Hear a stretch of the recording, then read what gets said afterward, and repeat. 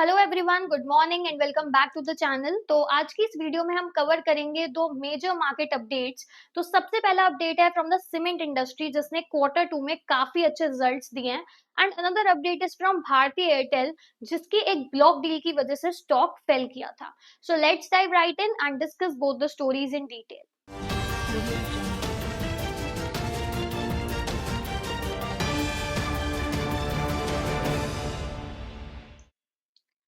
सबसे पहली न्यूज हम कवर करेंगे अबाउट इंडिया की top cement companies UltraTech, Ambuja, ACC, Shri cement, Ramco, जहां पर उन्होंने एक स्टनिंग सेट ऑफ नंबर्स दिए हैं for quarter two FY26, that's the July to September 2025 quarter.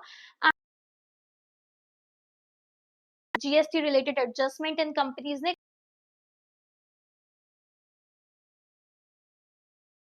how each company performed and what lies ahead for the cement industry।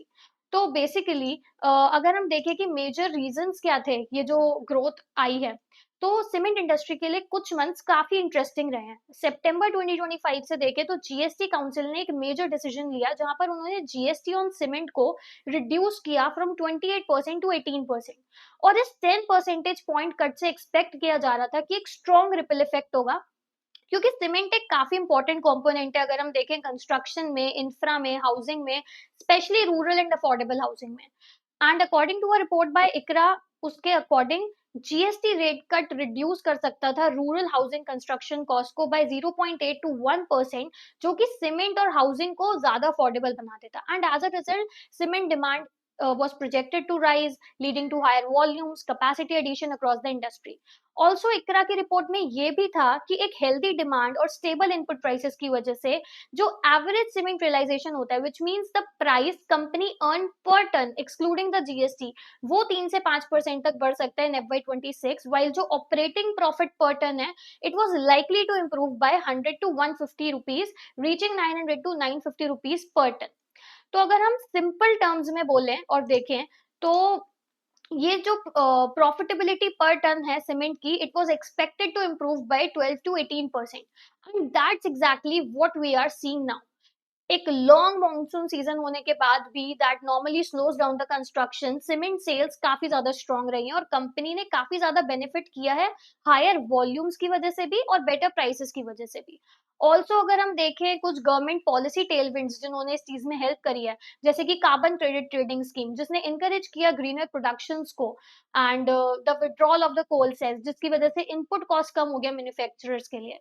तो ये सब कुछ की वजह से क्वार्टर टू के नंबर्स हमें काफी ज्यादा स्ट्रॉन्ग देखने को मिला है। अब अगर हम बात करें कुछ मेजर कंपनीज के बारे में, जैसे अल्ट्राटेक सीमेंट, इंडिया की largest cement maker from the Aditya Birla group, तो उसने अराउंड 75% जंप रजिस्टर किया है net profit of the company. Revenue from operation 20% तक बढ़ा। However, domestic grey sales cement volume excluding the newly acquired entities वो भी search करी है 22.3%। ऑल्सो अल्ट्राटेक ने कंप्लीट करे हैं कुछ बड़े एक्विजिशन इस साल में, and the year has been good for the company. Management ने नोट किया है कि company has passed on the full GST benefit to the consumers. Next अगर हम बात करें एसीसी लिमिटेड के बारे में, जो कि अडानी ग्रुप का पार्ट है, तो वहां पर भी एक अच्छी ग्रोथ देखने को मिली है। नेट प्रॉफिट जंप किया है 5 times year on year, and both the cement and the ready to mix concrete, दोनों ही डिविजन्स में एक स्ट्रॉन्ग ग्रोथ देखने को मिली है। हायर टोटल एक्सपेंसेस के बाद भी एसीसी ने एक अच्छे मार्जिन एक्सपेंशन की है। अगर हम अंबुजा सीमेंट की बात करें, जो कि एक दूसरा अडानी ग्रुप का मेजर कंपनी है, उसने भी इंप्रेसिव 4-fold राइज दिया है प्रॉफिट में, एंड इसमें इंक्लूडेड है one time tax provision, but still the core profit margin काफी ज्यादा स्ट्रॉन्ग थे। Revenue from operation 21% year on year बढ़ा है। फ्यूचर प्लान्स भी काफी एग्रेसिव हैं कंपनी के। श्री सीमेंट को अगर हम देखें, जो कि इंडिया की थर्ड लार्जेस्ट सीमेंट ग्रुप है, it delivered a four-fold rise in profit and revenue grew 17.4%। Management also credited the performance to a value over volume strategy and focus on premiumization rather than just expanding the sales। And अगर हम बात करें Ramco cements की, तो यहाँ पर भी एक 3-fold राइज देखने को मिला है प्रॉफिट में, एंड रेवेन्यू राइज किया 9.5% तक। Sales volume were largely flat because of the early monsoon and GST related adjustment, but overall the growth was good। अगर हम बात करें हेडेलबर्ग सीमेंट इंडिया के बारे में, तो वहां पर भी एक स्टेडी ग्रोथ देखने को मिली है, double the profit, revenue was up by 11%, sales volume rose 9.2%, company achieve 2% reduction in cost per ton, EBITDA also got lifted per ton, 41% year on year increase. Nuvoco Vistas की बात करें, which is a part of Nirma group, तो वहां पर भी एक turn around देखने को मिला from a loss to a profit of around 36 crore, and revenue grow किया 8.3%। सो ओवरऑल अगर हम बिगर पिक्चर पे देखें, तो जो ये जीएसटी कट्स थे, क्लियरली इन्होंने हेल्प किया है डिमांड और मार्जिन्स दोनों को बढ़ाने के लिए। एंड ऑल्सो जो पॉलिसी सपोर्ट की हमने बात करी, भले वो कार्बन क्रेडिट पॉलिसी हो या कोल सेस हो, दोनों की वजह से ही कॉस्ट कहीं ना कहीं कंपनीज के रिड्यूस होते हुए दिख रही है। प्रीमियमाइजेशन, कॉस्ट कंट्रोल, ये मेजर ड्राइवर्स हमें प्रॉफिट के दिख रहे हैं अगर हम ओवरऑल कंपनीज को एनालिस्ट करें तो। कैपेसिटी एक्सपेंशन प्लान्स जो है अब आगे कंपनी के, अंबुजा हो, रैमको हो, दोनों ही कॉन्फिडेंस दिखाते हैं कि लॉन्ग टर्म डिमांड भी अच्छी रहेगी, and even the smaller players like Nuvoco, they are turning profitable. So ये दिखाते हैं कि जो इंडस्ट्री के फंडामेंटल्स हैं overall they are improving. However, अगर हम देखें तो इन्वेस्टर्स और एनालिस्ट को कुछ रिस्क देखने चाहिए, जो like the one time gain जो हमने अंबुजा में टैक्स रिवर्सल का देखा, also the weather disruptions and जो impact है of the rapid capacity addition on the pricing discipline। but overall अगर हम देखें तो Q2 जो FY26 का था, clearly एक milestone quarter था सीमेंट सेक्टर के लिए, एक ऐसा क्वार्टर जिसने दिखाया कि कैसे policy reforms, cost efficiency, demand recovery, ये सब कुछ एक स्ट्रॉन्ग ग्रोथ साइकिल में हेल्प कर सकते हैं। And now let's move to the next news, जो कि है एक update about Bharti Airtel, one of India top telecom players, जहां पर उसका स्टॉक नियरली 4% तक ड्रॉप किया है in early trade after a massive block deal worth around 10,300 crore which hit the market. तो बेसिकली देखें तो रिपोर्ट सजेस्ट करती है कि जो सिंगापुर बेस्ड टेलीकॉम कंपनी है सिंगटेल, जो कि एयरटेल की लॉन्ग टर्म पार्टनर भी रही है, it has once again sold the part of its stake in the company. तो लेट्स ब्रेक इट डाउन कि एग्जैक्टली क्या हुआ, क्यों सिंगटेल ने सेल किया, whether Airtel investors need to get worried और not. So now exactly what happened is that कि Friday को November 7th, more than 5.1 crore shares of Bharti Airtel were traded in a large block deal on the exchange. And while the exchange data didn't confirm the seller, multiple media reports pointed to Singtel, which is likely to sold the shares through its subsidiary Pestle Limited. Flow price इस deal का था around 2030 per share, roughly 3% below Thursday's closing price. And despite today's fall, it's worth noting कि Airtel का जो stock है, it's still up by around 28% over the past year, जो कि एक strong long term performance भी कंपनी में दिखाता है।